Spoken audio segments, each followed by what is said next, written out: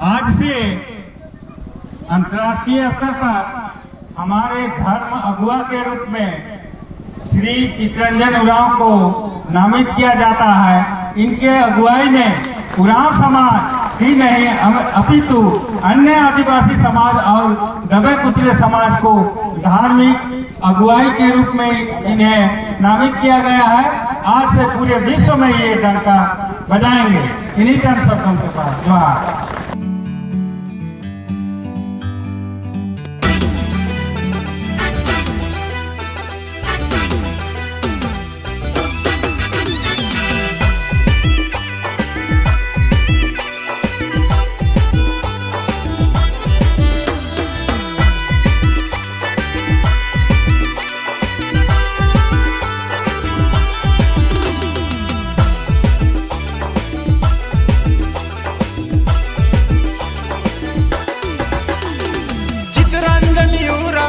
चित्तरंजन उरांव के करना प्रणाम करना जोहार।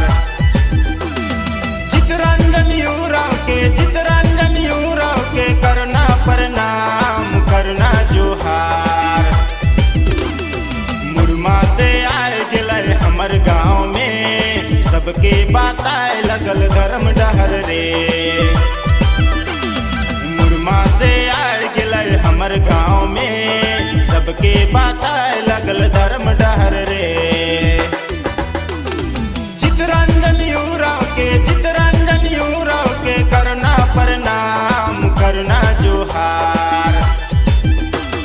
मुरमा से आए गिलय हमर गाँव में सबके बाताए लगल धर्म डहर रे। मुरमा से आए गिलय हमर गाँव में सबके बाताए लगल धर्म डहर रे।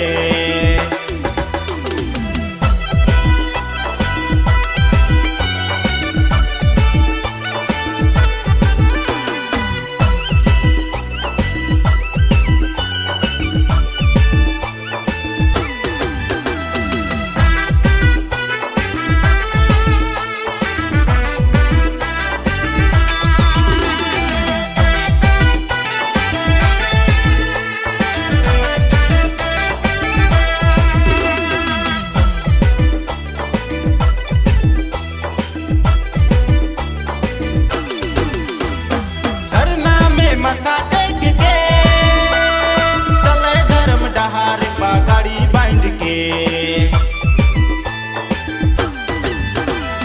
सरना में मथा टेक के चले धर्म डहार पगड़ी बांध के। आयु बाबा छोड़ के मोह माया तोड़ के, आयु बाबा छोड़ के सरना झंडा लेके सबके बाताए लगल धर्म डहर रे।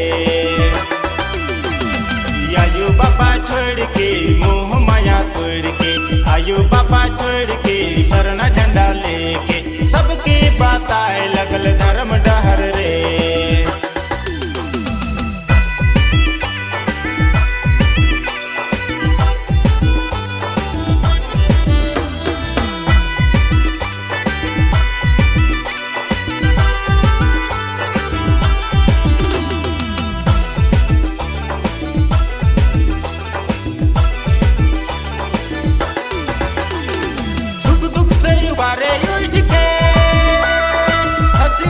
बाताए लगल धर्म डहर के।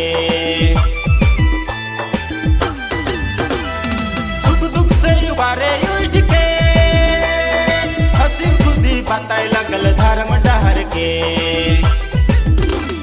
लोभ लालच छोड़ के मोह माया तोड़ के, लोभ लालच छोड़ के मोह माया तोड़ के सबके बाताए लगल धर्म डहर रे। छोड़ के सरना झंडा लेके, लोभ लालच छोड़ के सरना झंडा लेके सबके बाताए लगल धर्म डहर रे।